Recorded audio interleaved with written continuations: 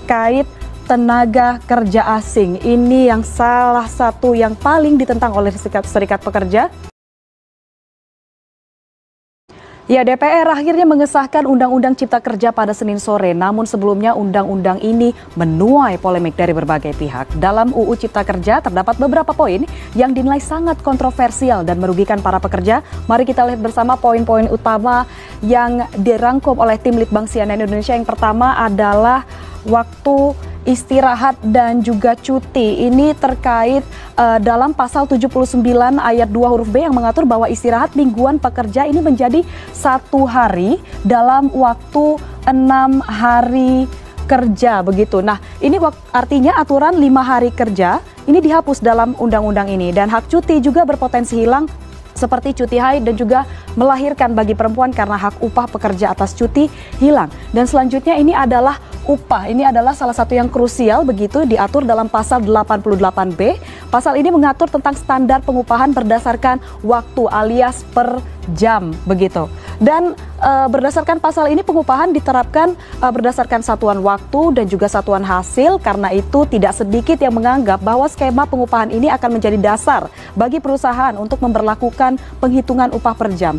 Dan selain itu dalam pasal 88C ini disebutkan menetapkan upah minimum sebagai jaring pengaman. Nah, dalam hal ini kaitan upah minimum yang dimaksud adalah upah minimum provinsi. Pada poin ini banyak juga kekhawatiran terkait pemerintah tengah berupaya menghilangkan upah minimum kabupaten atau kota atau UMK melalui peraturan ini. Dan selain upah, hal lain yang menjadi kontroversi adalah jam kerja yang dinilai eksploitatif. Dalam pasal 77 Undang-Undang Nomor 13 Tahun 2003, pasal sebelumnya ini disebutkan mengenai pelaksanaan ketentuan waktu kerja, yakni 7 jam sehari untuk 6 hari kerja atau 8 jam sehari untuk 5 hari kerja. Nah, sementara pada UU Cipta Kerja pasal 77 ini disebutkan waktu kerja paling lama adalah 8 jam dalam waktu 1 hari dan 40 jam dalam waktu 1 minggu. Nah, selanjutnya poin yang menarik diperhatikan juga adalah mengenai penghapusan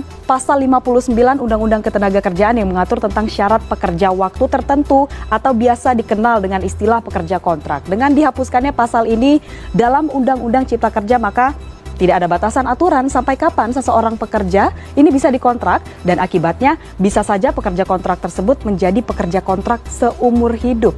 Nah, kita lihat poin selanjutnya adalah terkait tenaga kerja asing. Ini yang salah satu yang paling ditentang oleh Serikat Pekerja, yaitu pasal 42 yang mengatur tentang kemudahan para pekerja asing. Nah, dalam pasal tersebut disebutkan bahwa setiap pemberi kerja ini hanya diwajibkan membeli atau memiliki pengesahan rencana penggunaan TKA dari pemerintah pusat.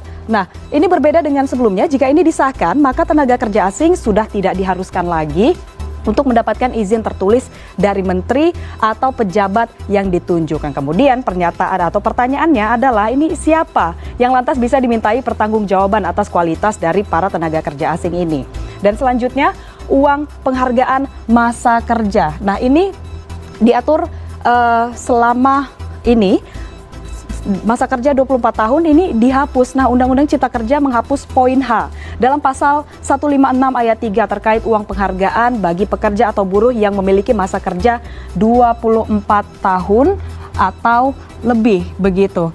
Nah, di mana seharusnya pekerja menerima uang penghargaan sebanyak 10 bulan gaji, dan tidak berhenti sampai di situ. Jaminan pensiun ini juga menjadi salah satu yang terkena imbasnya, sebab RUU Cipta Kerja menghapus sanksi pidana bagi perusahaan yang tidak mengikut sertakan pekerja atau buruh dalam program jaminan pensiun. Hal ini juga erat kaitannya dengan kemungkinan adanya kontrak seumur hidup seperti yang kita bahas di awal tadi. Dan yang terakhir adalah terkait pesangon.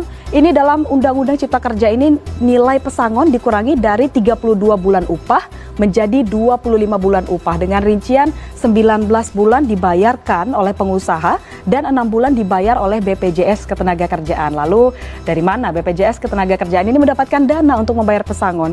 Dan inilah dia 8 poin yang menjadi kontroversi terkait Undang-Undang Cipta Kerja ini.